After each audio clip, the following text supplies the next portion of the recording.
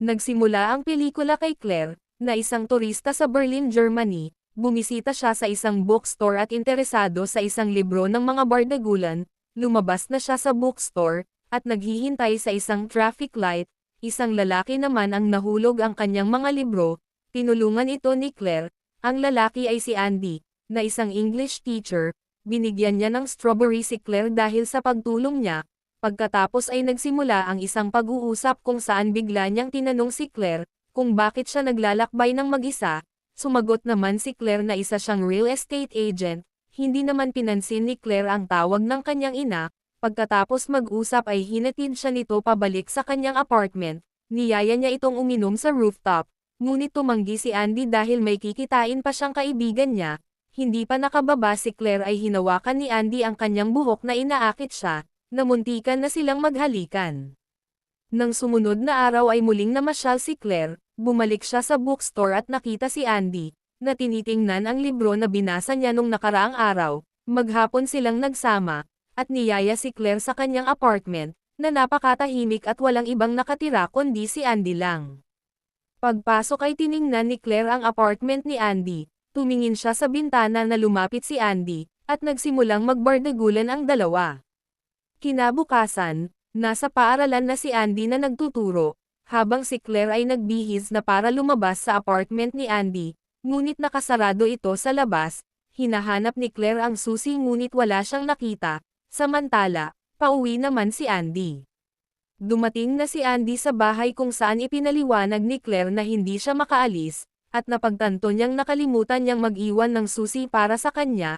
Sumagot naman si Andy na nakalimutan niya sa kanyang bulsa ang susi. Nagpaalam naman si Andy na maligo, pero tinanong muna siya kung sinadya niya bang isarado ang pinto. Lumapit naman si Andy sa kanya at sinabihan siya na sa susunod sa kama na siya itatali, at ang dalawa ay nagsibakan sa banyo. Kinabukasan, bago umalis si Andy, muling niya itong sinabihan sa susi. Tinuro naman ni Andy ang susi na nakapatong sa tokador. Bago umalis sa apartment ni Andy, casual siyang naglilibot sa apartment habang nagluluto ng almusal. Nakita naman niya ang libro mula sa bookstore, binuksan niya ito at nakita ang isang larawan ng kanyang natutulog na sarili, na may nakasulat na salitang akin sa kanyang balikat. Dahil sa pagkabalisa, napagtanto din niyang nawawala ang kanyang kwintas kasama ang kanyang singsing na ibinigay sa kanya ng kanyang ina. Sinubukan niyang buksan ang pinto gamit ang susi na iniwan ni Andy. Ngunit hindi ito mabuksan. Kinuha niya ang kanyang telepono at nag-charge pero walang signal dahil tinanggal ni Andy ang SIM card. Napagtanto niya na kinulong siya ni Andy. Pakiramdam niya na nasa panganib siya. Ngayon ay sinubukan niyang basagin ang bintana gamit ang isang upuan, ngunit doble pala ang salamin ng bintana. Pagbalik ni Andy ay naghihintay siya sa pintuan, at humiling na umalis ngunit hindi siya nito pinalabas. Nilak niya ang pinto at pinakita ang bulaklak na dala niya. Nakita naman niya ang sirang bintana. Nagsimulang magluto si Andy na hindi pinapansin ang mga tanong ni Claire. Muling nakiusap siya na palayain siya ngunit hindi pa rin nakinig si Andy. Naiinis na si Claire kaya't sinuntok niya si Andy at sumisigaw. Inawat naman siya ni Andy at sinabihan na walang makakarinig sa kanyang mga sigaw, dahil abandona na ang kanyang apartment. Tinali ni Andy sa kama si Claire para hindi siya awayin, at nagsimulang maglinis siya sa kalat. Matapos maglinis tinanggal na niya ang tali, pinaligaw na siya at nakita ang maraming mahabang yellow na buhok sa shower. Napagtanto niya na may babae pang nakulong dito bago siya. Matapos maligo, kinuhaan siya ng litrato, at kaagad pumunta sa paaralan. Pagkaalis ni Andy agad naghanap ng gamit na pwedeng magamit sa pagbukas ng pinto si Claire. Nakakita naman siya ng screwdriver sa ilalim ng sopa. Dumating na sa apartment si Andy na naabutan na naglaro ng puzzle si Claire. Humingi naman ng tulong si Claire sa puzzle, na tinulungan naman ni Andy. Maya't maya ay tinusok niya ang kamay ni Andy gamit ang screwdriver. Kaagad kinuha ni Claire ang susi at binuksan ang pinto. Nakawala na sa tusok si Andy at hinabol pababa si Claire. Naabutan pa rin siya ni Andy dahil nakasarado ang pinto sa baba. Inipit ni Andy ang kanyang kamay sa pinto at nabali ito. Dahil sa sakit ay nahimatay si Claire.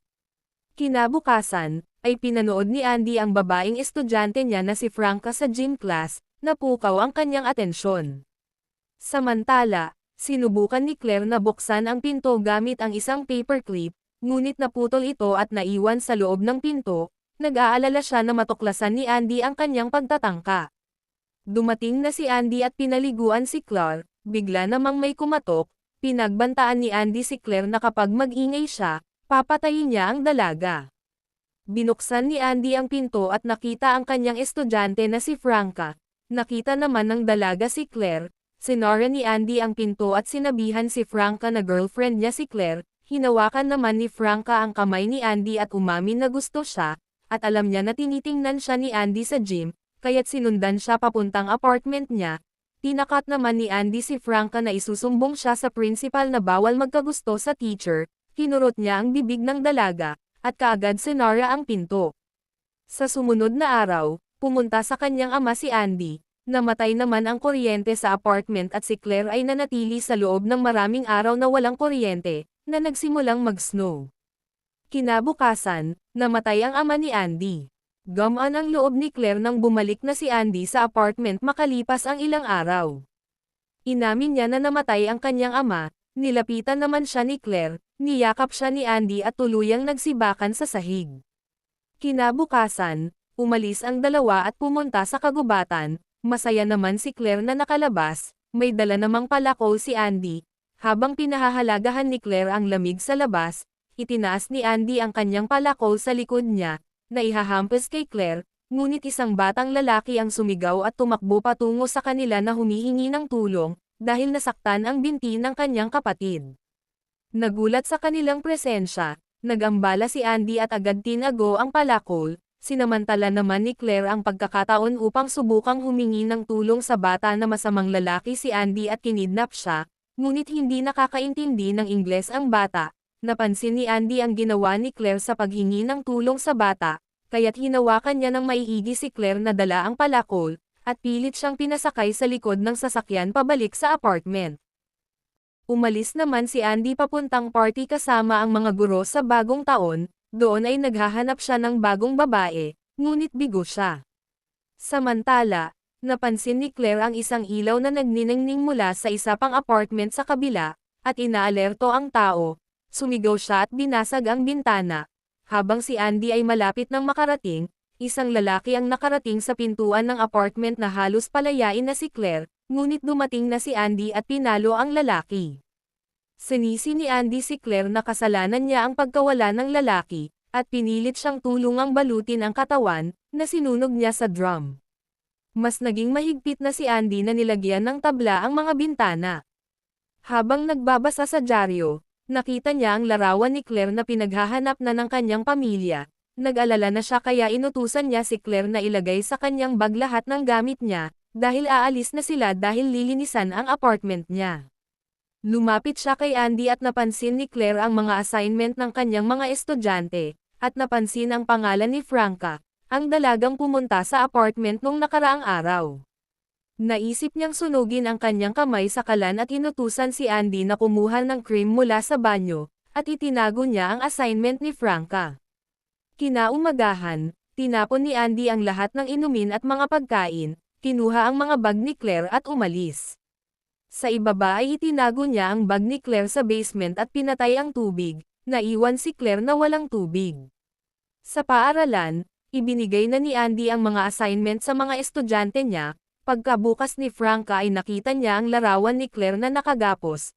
Natakot si Franca sa nalaman, nagdahilan siya na pupunta sa banyo, ngunit sa pagtayo niya ay nahulog ang larawan na hindi niya napansin. Ang larawan ay natagpuan sa sahig ng iba pang mga mag-aaral. Pagkalabas sa paaralan tinitingnan ulit ni Franca, ngunit wala na ang litrato kaya't mabilis siyang umalis sakay ng kanyang bisikleta. Napansin naman ni Andy ang mga estudyante na nagkagulo, tiningnan niya ang hawak nila at napagtanto na larawan ito ni Claire, nakita naman niyang wala si Franca, kaya't, natatarante siyang tumakbo pabalik sa kanyang apartment dahil alam niyang kilala ni Franca si Claire. Nakita ni Andy ang bike ni Franca sa labas ng gusali at nakita niya kung saan siya nakapasok sa bintana ng basement. Nakita niyang nakabukas ang box at nakabukas ang isang bintana.